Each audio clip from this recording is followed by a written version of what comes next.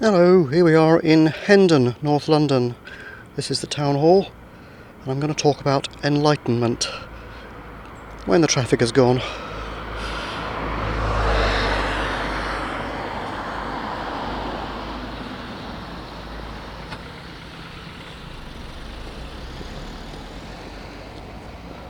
I'm actually going to go to the park because wandering around talking to yourself is, as it appears, is a little bit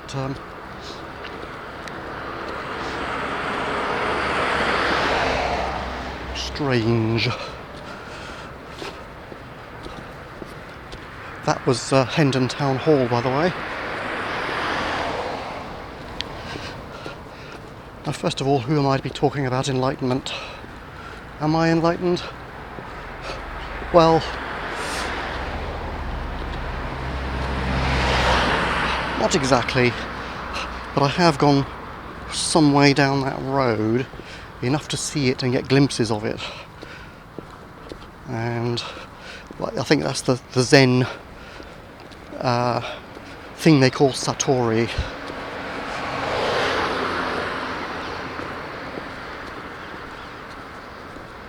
Satori is where you get momentary phases of no mind.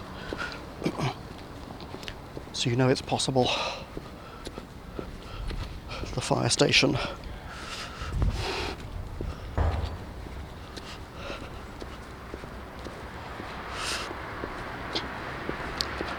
And this is Middlesex University.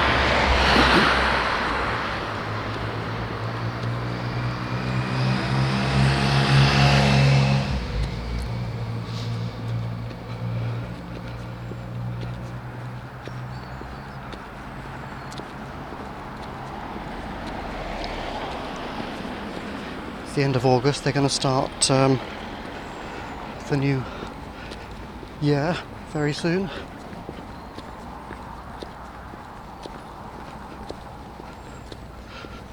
Looks like the kind of building you might find in New England somewhere, doesn't it? But I suppose that's why it's called New England. This is Old England.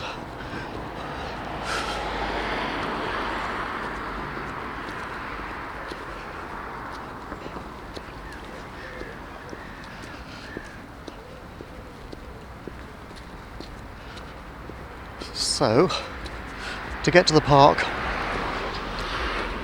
you basically walk down the road to the left there. So let's get there, shall we? Okay, nearly there. Just go across this road and go through the churchyard.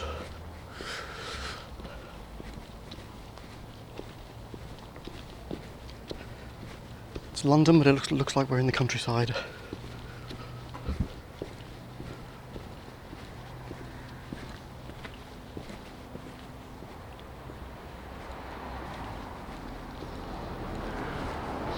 Perhaps the churchyard is a good place to start,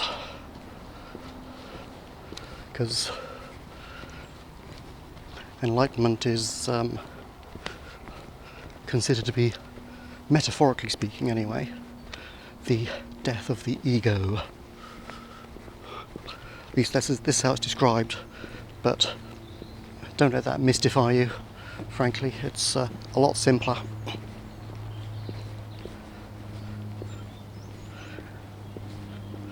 And as to why it's important, which I think we should maybe cover early on,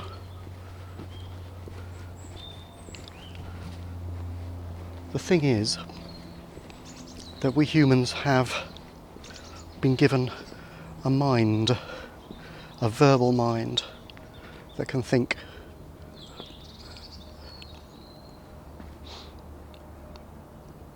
And it thinks incessantly because we are misusing it, basically. We should be using it just to think about things that actually need thinking about, and not to think at other times.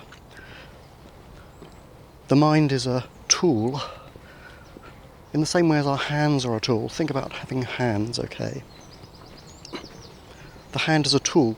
You don't use it all the time. When you don't need it, it just hangs down by your side, right?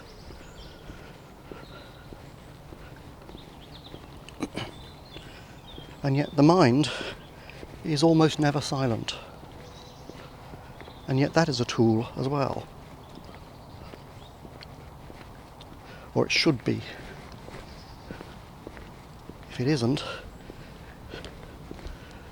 something's wrong. It's using you and you're not using it. Let's get down to the park.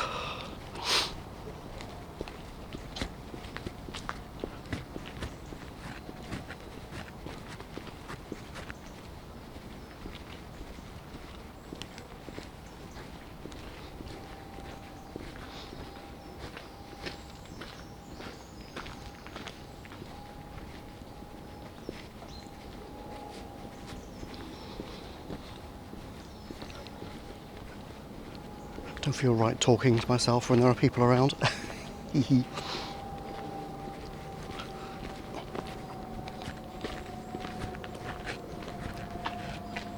So you might say, if your mind is meant to be thinking, verbal thoughts, and that's what I mean by the mind, I mean the language module, the thinking bit, the verbally thinking bit. Well, maybe it should be thinking thoughts. But the thing is, you should not be fully taken up with it.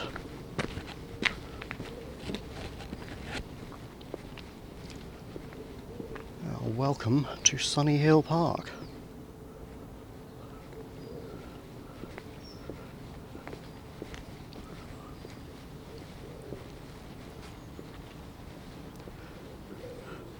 See, the way the mind is misused is that we think and think and think incessantly, and not only that, it isn't constructive thinking. For most people, the mind is a destructive thinker. It torments most people. It's thinking, I should be this, I should be that, I should do this, I should do that. But this is unnecessary thought for the most part. In fact, at those times it should be silent. Or if not silent, you should be able to ignore it. And this is the other side of this thing. Ignoring the mind. Because it's important to recognize that the mind is not you. Your hand is a tool, it is not you, right?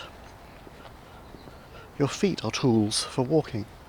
Your mind is a tool for thinking, but it is not actually you. You are the one listening to the thoughts. And you may be the one with some intent which gets it to think about something in particular.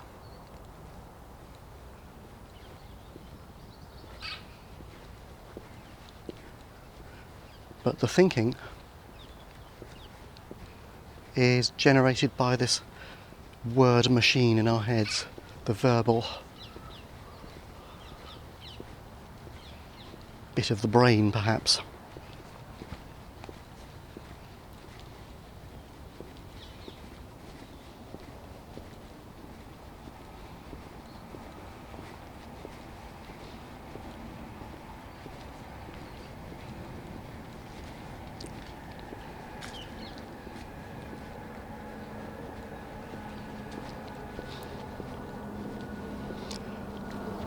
And when you think about the mind and the way it thinks, if you observe your own mind for a while,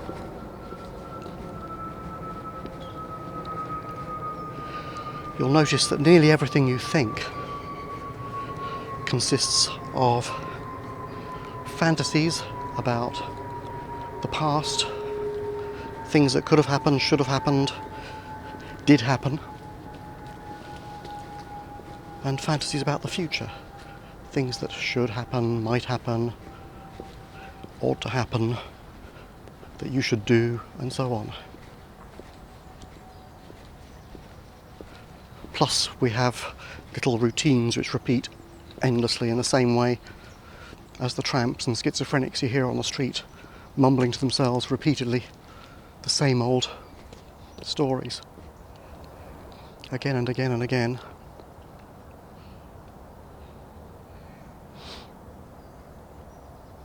We have the same little routines in our heads. I urge you to listen to them sometime. The ones in your heads or the ones from the tramps, as they mumble to themselves or shout.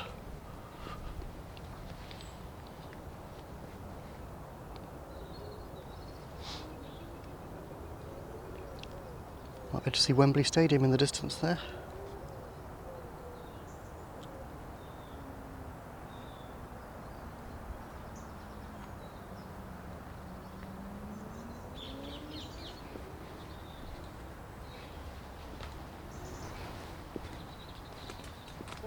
Morning.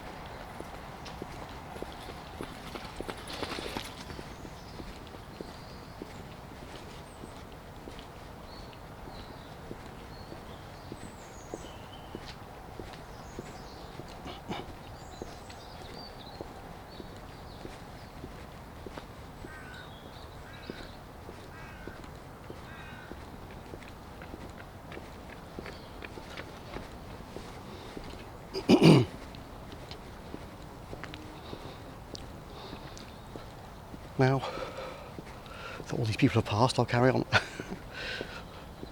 The thing about thinking about the past and the future and mumbling little set pieces to yourself is that they actually take your attention away from the present, and the fact that you think it is you,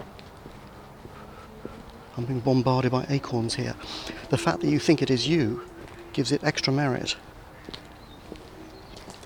Most people do think that the mind is them thinking. It's only really you thinking if you've asked it to think about something in particular, like you're planning something. But otherwise, it's just rambling on automatic, giving you a running commentary on what's going on in your life and what you think is important or going on in your life, and it's telling you all sorts of stories about how good you are, how bad you are, how it's so sad that this or that isn't so, and that you'll be happy when you get this or that. But you won't be, because you'll still have the mind, and it'll think exactly the same then. There's the university.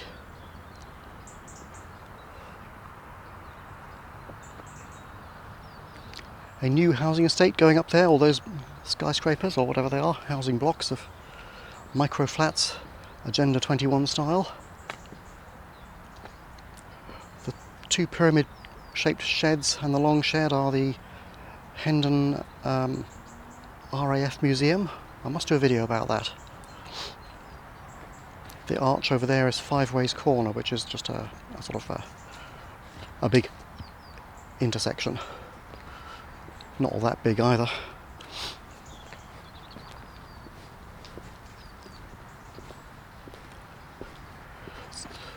Now, you could be free of all this nonsense if you learn to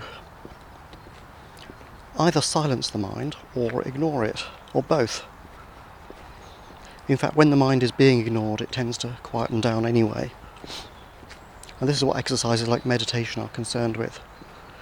You'll note that this is nothing to do with religion, although the Buddhists are very hot on enlightenment. They don't teach it very well, frankly. I've been to lots of Buddhist sessions and what have you, and never really understood it. I'm hoping to get you to understand it today, once and for all. But you never know. These things are a little bit strange. But the whole point of enlightenment is to identify not with the mind, but with the awareness. The you that is listening to the mind, the you that can feel the sensations of your body, the you that should be paying attention to your surroundings rather than drivelling on about some painful stuff in your head.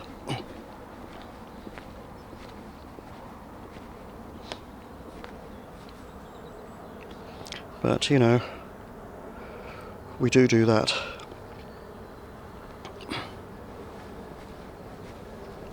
I would have liked to have planned this video and what I was going to say. However, I tried several times and nothing happened, so I think it just has to be done spontaneously.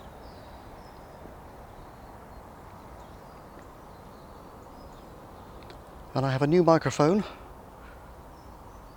which means I can walk and talk at the same time. And I can use the vibration reduction on my camera because the microphone will not hear it. Because last time I tried it, you had this horrible whining sound in the background.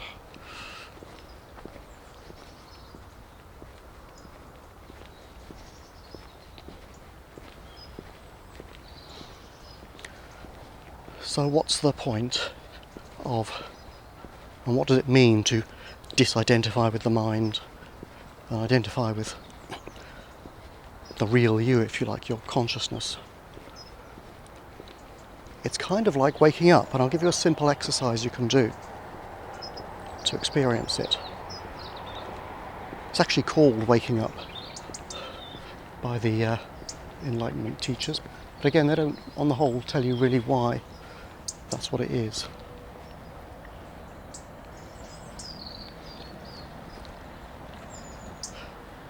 I'm just going to restart the camera because it has a 20-minute timeout before the file size gets too big for it to save, so I'll just do that. Hold on. Right. Let's see. There's another park over there where that sports stadium light is, if you can see it, and on the hill is a research hospital. That's the Ridgeway Mill Hill, that ridge running along there. There's a road that goes along the top of it.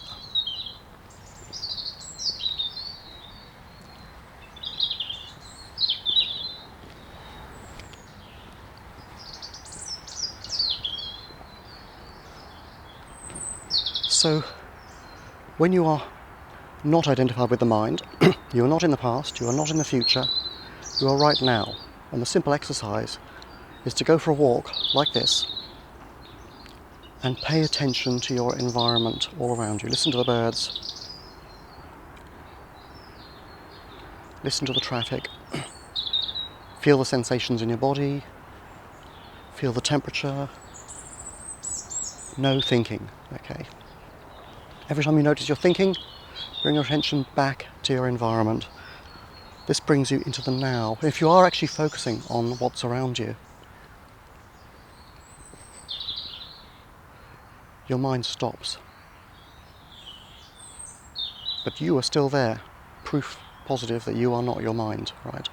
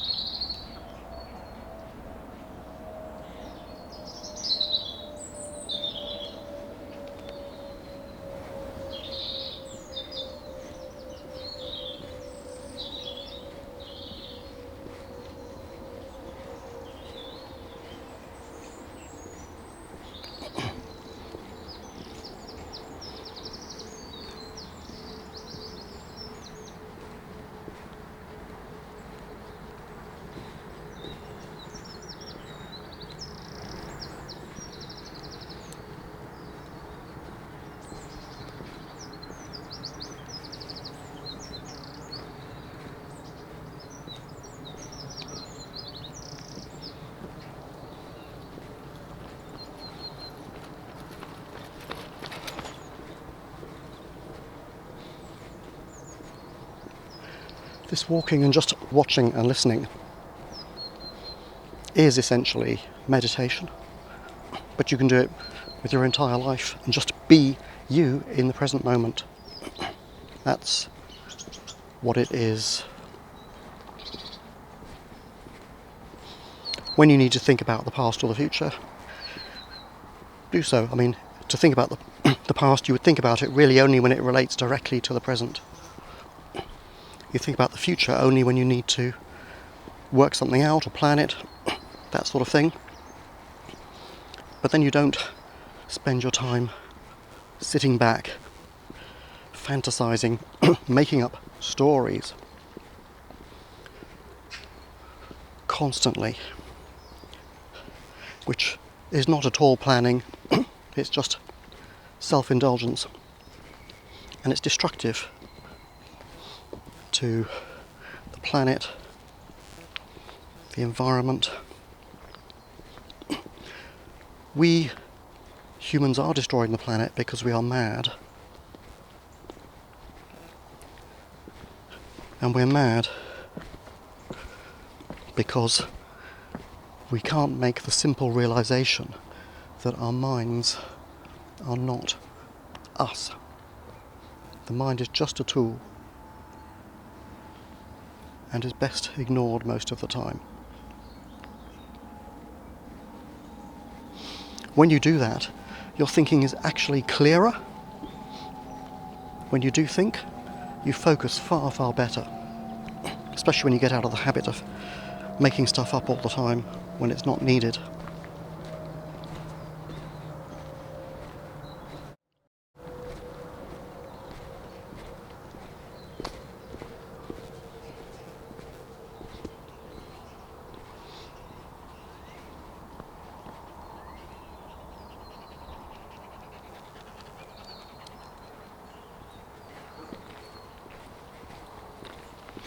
Morning.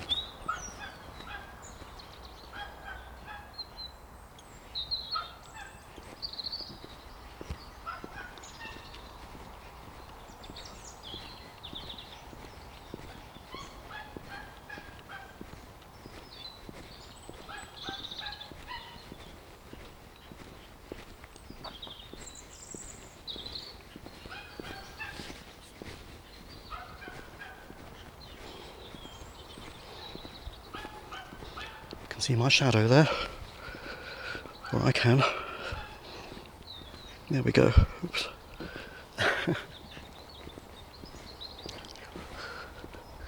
See, autumn is approaching. The horse chestnut tree is always the first to go brown. The oak here is still green.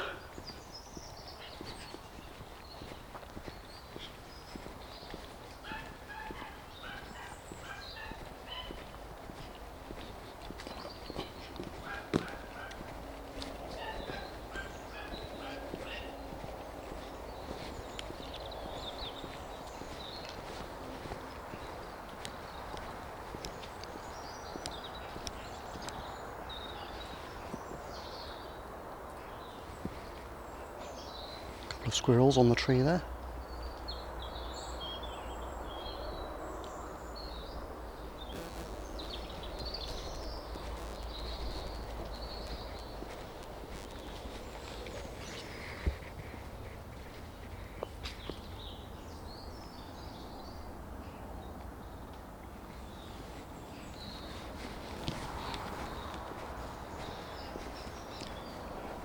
Can't really see them, they've run away.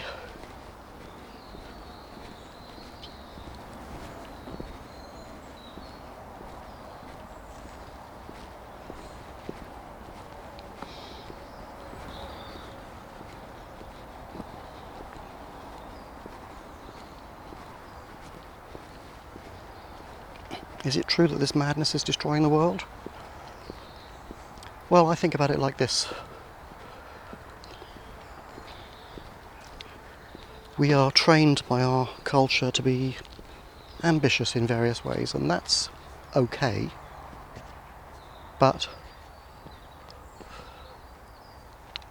a problem with it is that we don't know when to stop.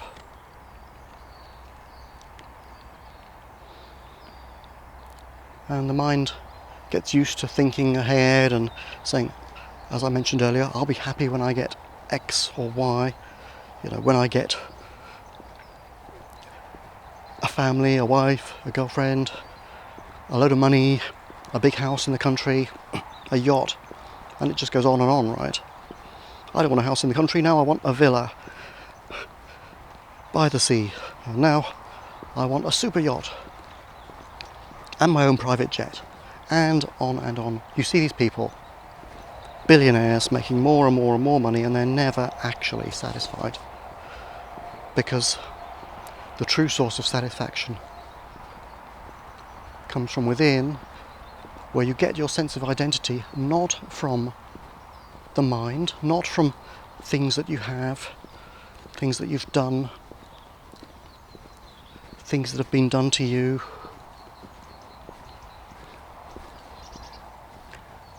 things you like. None of that. You get your sense of self simply from the fact that you are, from your state of being, basically. When the mind is stopped and you are just there, paying attention to what's going on right now, looking around you, feeling your body, feeling and hearing the sounds and the sights and the smells. You are, and that is permanent. As long as you are conscious, it's there. Whereas the things that the mind tends to attach to,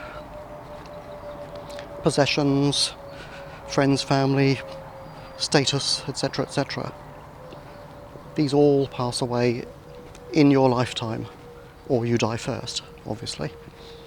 And they're never quite enough, because they're never perfect. But your awareness is perfect. It's just that you are aware of stuff, and that is who you are. And if you get your sense of self from that, it's unshakable.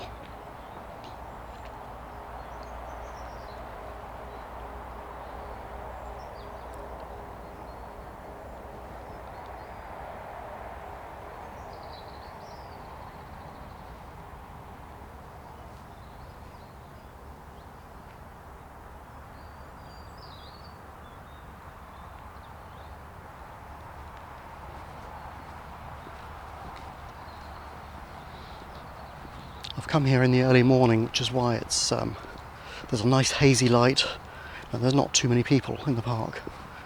It's a nice park, it gets busy on the peak of a hot day, such as today is projected to be.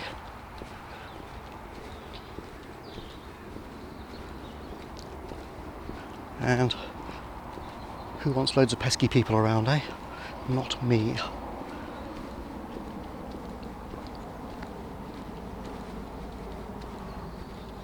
Conkers are coming out on the horse chestnut tree. Whenever I walk underneath one of these, I'm hoping I won't get conked on the conk by a conker. Here's one out of focus, I'm afraid, but there's one.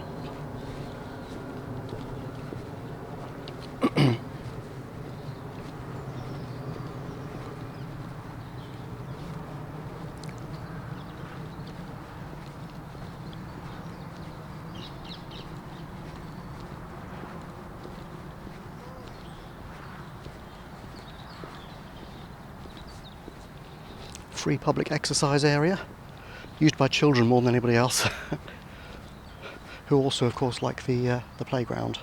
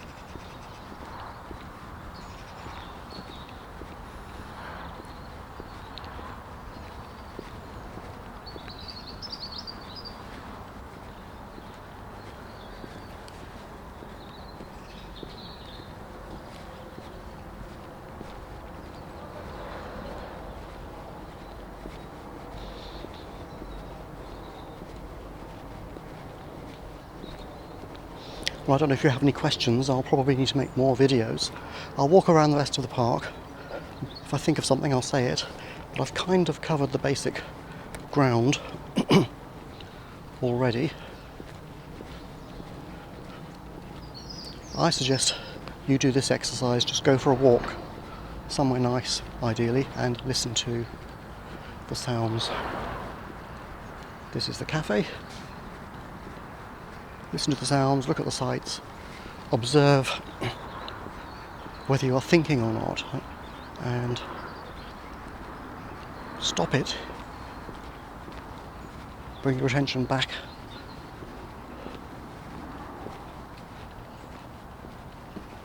You can anchor your attention in your environment, in the sensations within your body. Something other than the verbal mind, in other words.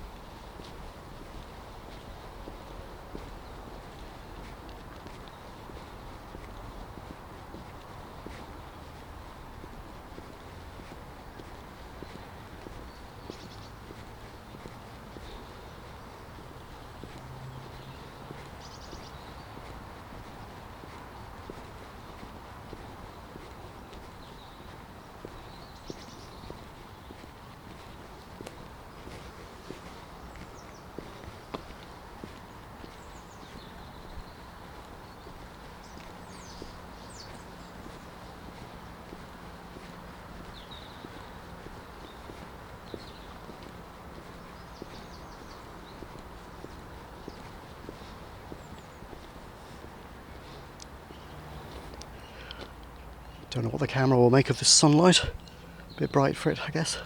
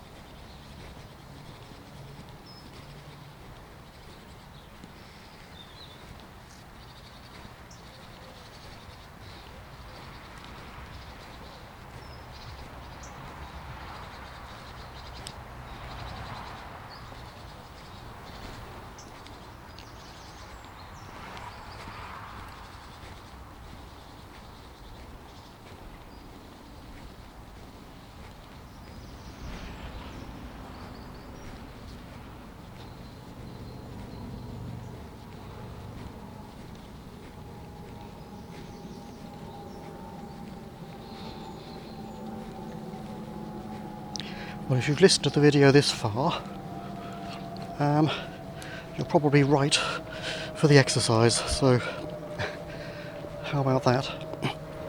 There's one book I've found. There are lots of books on the subject which I've read, many books. One or two are better than others. For meditation techniques, if you want them, there's John Kabat-Zinn's Full Catastrophe Living. But frankly, I find just going for a walk like this to be as good as any. Better even. And the one that explains enlightenment the best that I've read is Eckhart Tolle's The Power of Now. And I'll put a commission link up in the video and in the description, so you can make me phenomenally rich if you buy the book using the link. Bye for now.